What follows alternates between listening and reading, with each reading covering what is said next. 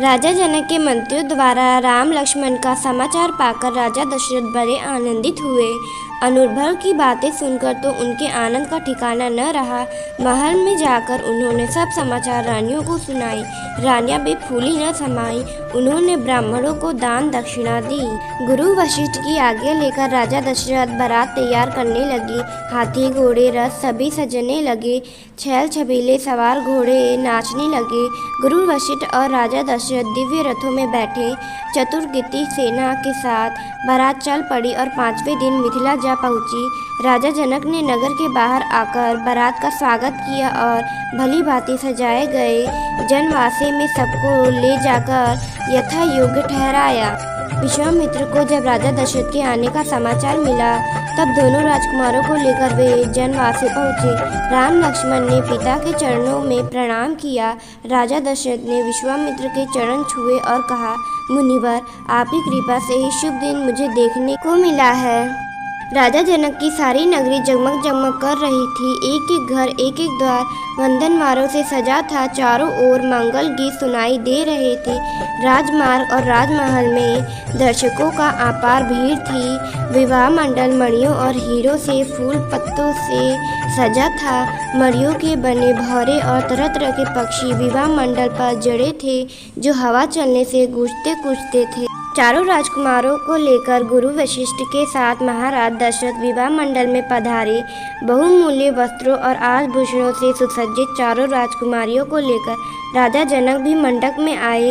राजमहल की अन्य स्त्रियों भी सजकर विवाह देखने पहुंची। राजा जनक सीता को दिखाकर महाराज दशरथ से बोले, राजन, यह मेरी बड़ी बेटी सीता है जो मुझे हल चलाते समय पृथ्वी से मिली थी। आपके वीर पुत्र श्री राम ने मेरा प्रण पूरा कर इसे वर्णन करने का अधिकार प्राप्त किया है। यह मेरी दूसरी पुत्री उर्मिला है और ये दोनों कन्याएं मेरे छोटे भाई कुशध्वज की हैं। बड़ी का नाम मांडवी और छोटे का नाम श्रुतकृति।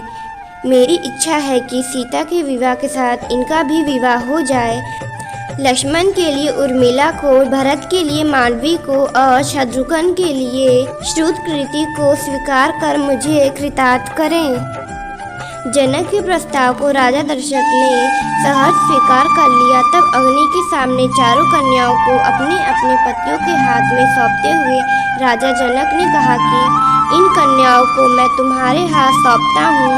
ये छाया की भांति तुम्हारे साथ रहेंगी। तुम इनका पानी ग्रहण करो। इनकी सब तरह से रक्षा करना तुम्हारा धर्म होगा।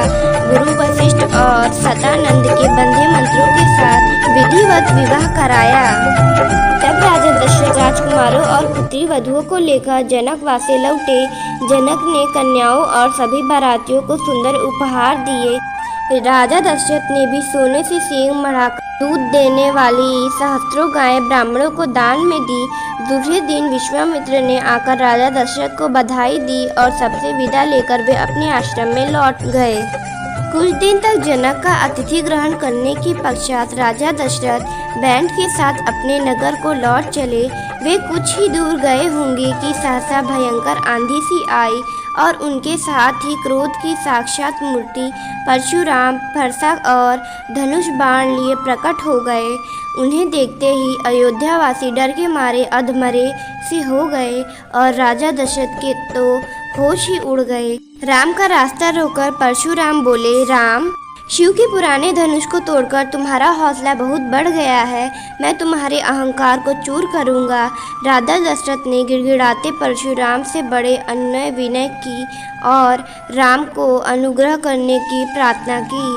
परशुराम ने दशरथ की बात अनसुनी कर दी और राम से फिर बोले, मेरे इस धनुष को चढ़ाओ। यदि न चढ़ा सके तो तुम तत्काल मेरे फरसे का आहार बनोगे। यह सुनते ही राजा दशरथ तो बेसुध होकर गिर पड़े।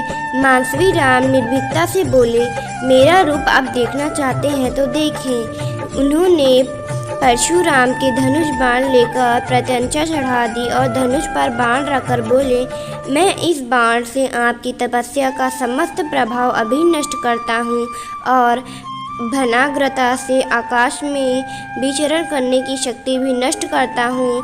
परशुराम हतप्रस्त हो गए। उन्होंने राम की स्तुति की और आशीर्वाद दिए और यह प्रार्थना की कि तप का फल भले ही नष्ट कर दे, परंतु मनोगति नष्ट न करे, जिससे मैं महेंद्र पर्वत पर लौट सकूं। श्री राम ने उनकी बात मान ली। परशुराम राम की प्रशंसा करते हुए तत्काल चले गए। परशुराम के चले जाने के बाद बारात आगे बढ़ी।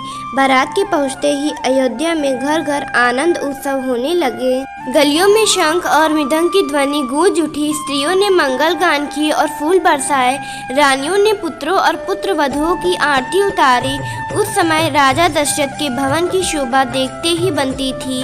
राजकुमार शील गुण संपन्न पत्नियों पाकर बड़े प्रसन्न थे। सीता जी के अनुपम रूप, गुण और सेवा से श्री राम और सास ससुर सब प्रकार से संतुष्ट थे। राजकुल में दिन दिन सुख समृद्धि की वृद्धि होने लगी।